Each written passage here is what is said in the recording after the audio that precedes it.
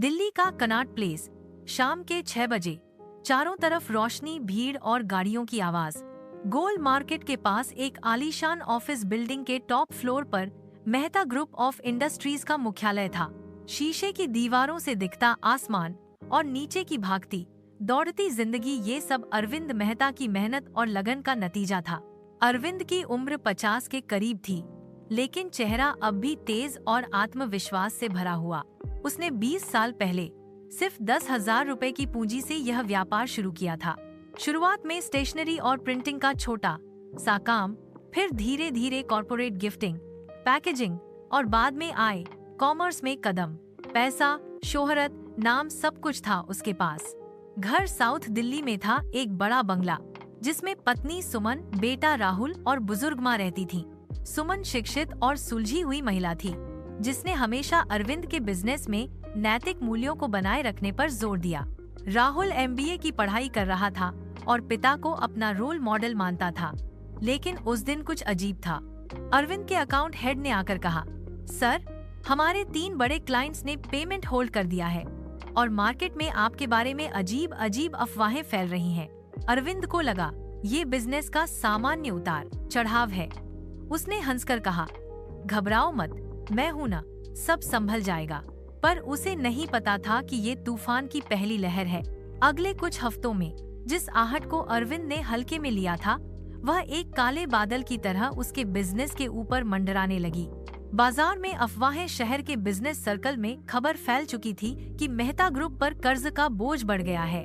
कुछ लोग कह रहे थे कि अरविंद ने शेयर मार्केट में भारी नुकसान किया है। कुछ कहते कि विदेशी क्लाइंट्स ने उसे ब्लैकलिस्ट कर दिया है। अरविंद को पता था कि इन अफवाहों के पीछे उसके पुराने प्रतिद्वंदी मोहिनी लाल का हाथ है। मोहिनी, जो सालों से अरविंद की तरक्की से जलता था, अब मौका देखकर वार कर रहा था। एक दिन 3 बड़े क्लाइंट्स का ईमेल आया। Due to internal restructuring, we are cancelling all pending orders with Mehta group. Payments will be delayed. ये ऑर्डर करोड़ों के थे। अरविंद के अकाउंट हेड ने कहा, सर, अगर ये पेमेंट नहीं आया तो हमारी अगली मंथली सैलरी और सप्लायर पेमेंट अटक जाएगी। अरविंद को अब हालात की गंभीरता समझ आने लगी। बैंक का अल्टीमेटम, इसके पहले कि वह कोई समाधान ढूंढ पाता, बैंक का नोटिस आ गया। Loan repayment overdue, kindly pay 45 crore within 30 days to avoid legal action. उस रात अरविंद अपने ऑफिस में देर तक बैठा रहा। फाइलें, बिल, बैलेंस शीट सब बिखरी पड़ी थीं। खिड़की से बाहर देखते हुए उसने सोचा, क्या वाकई ये सब खत्म हो सकता है? परिवार को बताना घर आकर सुमन ने पूछा, आज बहुत चुप हो, सब ठीक है ना? अरविंद ने मुस्कुराने की कोशिश की, लेकिन आवाज भारी हो गई। शायद हमारे अच्छे दिन खत्म हो रहे हैं। राहुल ने सुन लिया और बोला, पापा, आप हार मानने वाले नहीं हैं। जो भी होगा हम मिलकर संभाल लेंगे। अरविंद को उम्मीद की एक छोटी सी किरण महसूस हुई, लेकिन आगे जो होने वाला था उसने सब कुछ हिला दिया। एक सुबह अरविंद के पास खबर आई कि उसके सबसे बड़े सप्लायर ने अचानक कॉन्ट्रैक्ट रद्द कर दिया है। कारण? अन्यत्र बेहतर ऑफर। लेकिन अरविंद को पता था कि यह सब मोहिनी लाल की चाल है। मोहिनी ने चुपचाप अरविंद के सप्लायरों और क्लाइंट्स को भारी डिस्काउंट और फर्जी वादों के साथ अपनी तरफ खींच लिया था। कुछ लोग लालच में आ गए, कुछ डर गए। इसी बीच बैंक ने केस फाइल कर दिया और कोर्ट से समन आ गया। बैंक का दावा था कि मेहता ग्रुप ने जानबूझकर लोन का भुगतान नहीं किया और वित्तीय धोखाधड़ी की है। अरविंद को ये झूठा आरोप चुभ रहा था, लेकिन उसके पास तुरंत इसे खारिज करने के लिए पैसे नहीं थे। ऑफिस का सूना होना, पहले जहां ऑफिस में दर्जनों कर्मचारी, फोन की घंटियां, मीटिंग्स और क्लाइंट्स का आना जाना होता था, अब वहां सिर्फ कुछ लोग बचे थे, वो भी हताश और डरे हुए। हर दिन कोई ना कोई इस्तीफा देकर चला जाता। जब कर्ज बढ़ गया तो बैंक ने उसके बंगले पर भी नजर गड़ा दी। एक दिन सुमन ने अरविंद को चुपचाप देखा। वह घर के कागजात एक ब्रोकर को दे रहा था। उसकी आंखें नम थीं। सुमन, हमें छोटा घर लेना होगा, ये अब हमारा नहीं रहा। सबसे बड़ा झटका तब लगा जब कोर्ट ने उसकी कंपनी की संपत्ति नीलाम करने का आदेश दे दिया।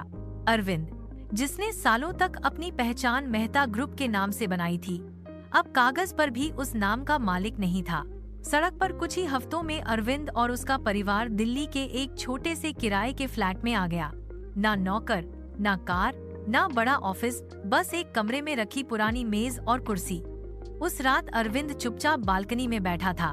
सुमन ने आकर उसका हाथ पकड़ा। ये अंत नहीं है, ये तो शुरुआत है। अरविंद ने कई दिन बिना किसी काम के बिताए। सुबह बालकनी में चाय पीना और शाम को अखबार पढ़ना उसकी आदत बन गई थी। एक दिन पार्क में टहलते हुए उसकी मुलाकात प्रकाश शर्मा से हुई। प्रकाश एक छोटे स्तर का उद्यमी था, जिसने अपनी जिंदगी में कई बार घाटा खाया था, लेकिन फिर भी मुस्कुराता रहता था।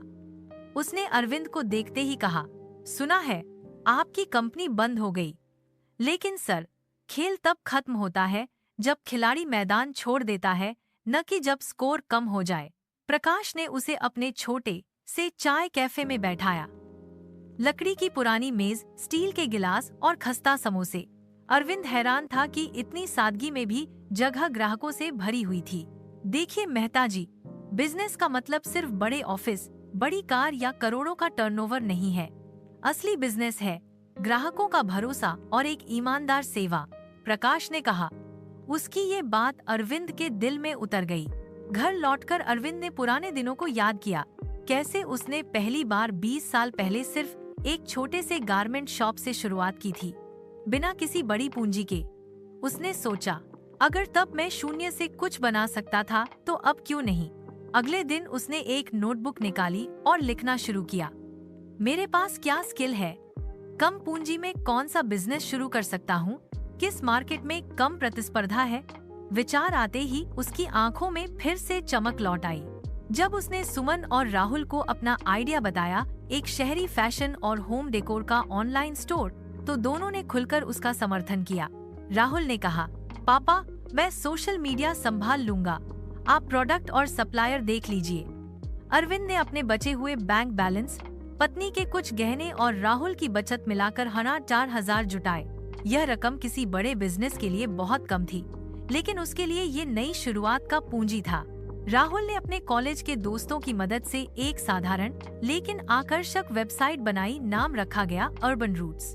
कंसेप्ट साफ था, ट्रेंडी कपड़े, यूनिक होम डेकोर और 100% संतुष्टि गारंटी। स्टोर लॉन्च हुए सिर्फ 2 दिन हुए थे कि वेबसाइट पर पहला ऑर्डर आया, एक हैंडमेड कुशन कवर का सेट।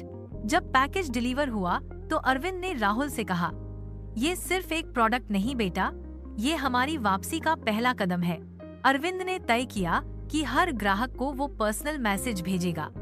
अगर कोई शिकायत होती तो तुरंत कॉल करके माफी मांगता और नया प्रोडक्ट फ्री में भेजता।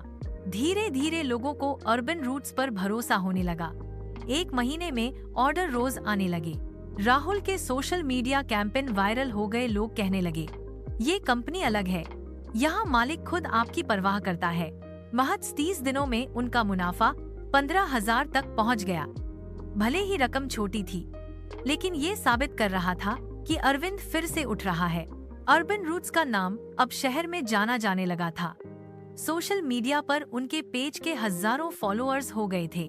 नए नए प्रोडक्ट आइडियाज, क्रिएटिव फोटोशूट और ईमानदार ग्राहक सेवा के कारण ऑर्डर हर हफ्ते दोगुने हो रहे थे।